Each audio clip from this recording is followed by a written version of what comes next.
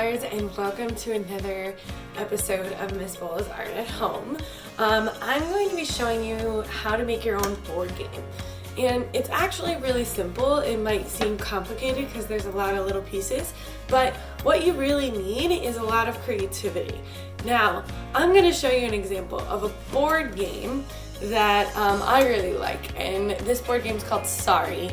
And this is a really old version of the board game because it's actually like inside a wood case, and you know I love vintage things, so I'll show you one of my favorite board games. Now, the basic mechanics of a board game a lot of the times are you have a board, so something that you can move your players around that has a starting point and an ending point.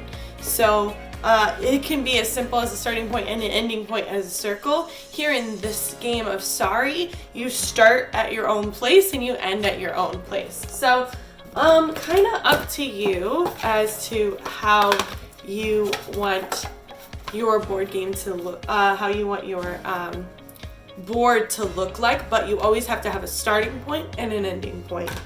The next part is the pieces of a board game. Now, some board games have cards, some board games don't have cards. Some board games have dice, some board games don't have dice. But almost always a board game has pieces. Now, chess is very simple in the sense that it's just pieces and just a board. But Sorry kind of makes things a little bit more fun and enticing to have people draw cards and then roll the dice for how many spaces they go, and then the card dictates to what they're gonna do on that turn. But when you're designing a board game, the first thing that you want to do and you want to think about is how do you want people to play? And what is the goal? So do you want people to play by rolling a dice to move spaces, or do you want people to play by drawing a card to move spaces? And what do you want the end result of your game to be? Do you want someone to end up in a castle and save the princess or the prince? Once you have those ideas, you can get started on how to create it. So let's get started. Alright, scholars, so what I have here is I have a blank piece of paper for my board or for my cards. My board game's not going to have cards, but if you want to make cards, you can take your paper and fold it and then really crease it, or like we talked about in the paper tube tutorial, with your thumb and your forefinger and pull really hard, and then you can rip those folds into your cards. So you can have one or two blank sheets of paper, one for your cards, one for your board. Then some random household objects to be your pieces. I have just like a little box here, a fidget spinner, and a spoon. I also have a roll of dice because I want my board game to have dice in it. And I have a pencil, of course, to make my design. Now, remember, like I said, you want to think about when you're making your board game, you want to think about where's the starting point and ending point for each player. I like the idea of Candyland where they have to go through a forest in order to get to an end. So I want my game to kind of look a little bit like that idea of Candyland. So I'm going to have a start here and an end here, and I'm going to have my pieces of where people go kind of go in a swirl from my starting point to my ending point. So first step, create a start point and an end point. Second step, create a path. Awesome. Now I've created my starting point and ending point for my board game. Now I want to make sure what I do next is create the spaces so that people know how many squares to go. So I'm just drawing straight lines inside my path, kind of like a sidewalk. That way people know how many spaces they want to go.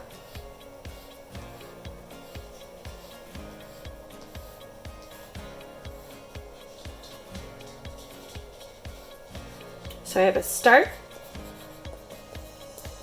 and an end.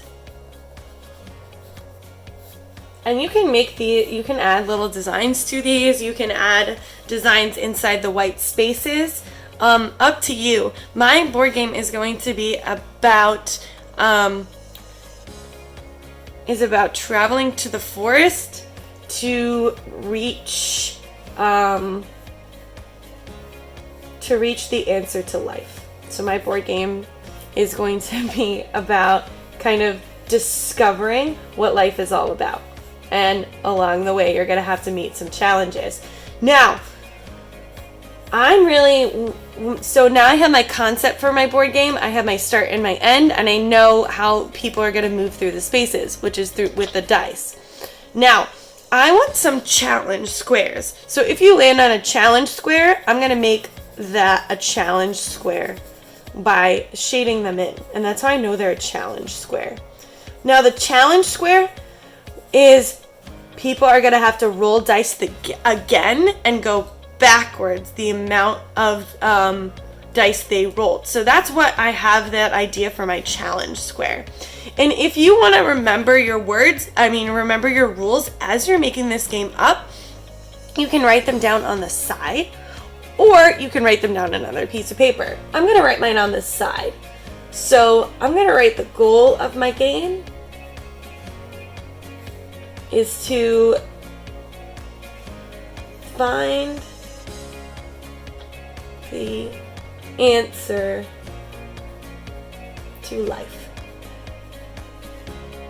And you can change, as your ideas flow, you can change them. All right, so now I have my goal for my board game. Now I'm going to do my rule, so the rules, oopsie. Now I'm going to do the rules. The rules for my board game are going to be roll the dice and move the same amount of squares on the dice. I'm sure you can hear my bunny running in the background. Tino, come here. Say hi. He doesn't want to say hi right now. Okay. All right, now the second one, I'm gonna show a little example of my challenge square, and then I'm gonna put roll dice again.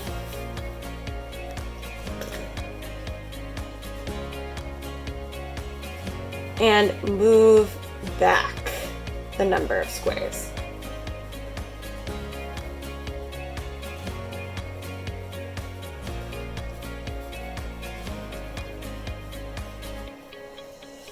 Awesome.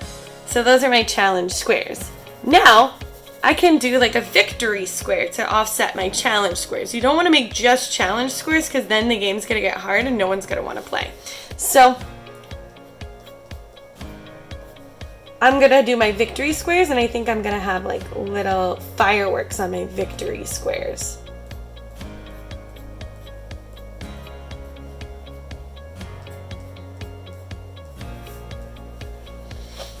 And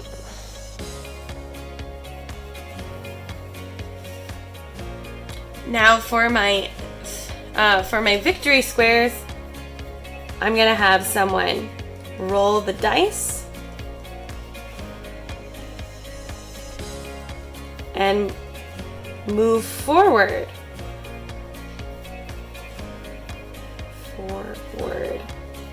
that number. All right, so now I have my little board game, so I can get started.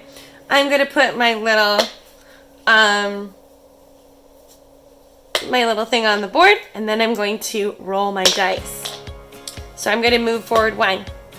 And since I'm the only one playing this game, I can roll my dice and I don't have to take turns. What? I keep rolling 1. Wow, that's crazy. Up. 4. 1, 2, 3, 4. Oh no! I have to roll by 5. 1, 2, 3, 4, 5. So I'm pretty much back at the start. And that's kind of like my game. So I made my the goal, which is find the answer to life, which is going to be at the end. And then I roll my dice, and then I roll my dice move forward. I have a move back square and a move forward square. Now, if I want to add cards to this game, I totally could. I could make a 4th rule and a 4th square. by like maybe making a rectangle and saying when you land on the rectangle, you get to draw a card, and that card is the one of the words to the answer of life. And maybe if you guess before you get to the end, you can automatically win the game. So I could make those kind of rules like that where there's exceptions. And you can just keep adding to your game the more you get inspired, but always looking back to the goal. What do you want to achieve? And then maybe like, what are some ways that you can achieve it, and what are some ways that you can get debunked along the way to keep it kind of fun and interesting? So I'll write my rule down so I don't forget. Square, draw a card, and it is one of the words for the final answer. All right, awesome. So I'm glad that you came to my tutorial today and learned how to make your own game. Now, does your game have to look exactly like mine? Absolutely not. It can be different. It can be two pieces of paper next to it. It can be not squares but circles, and they're playing leapfrog. So I want you to really be creative with the way in which you make your game.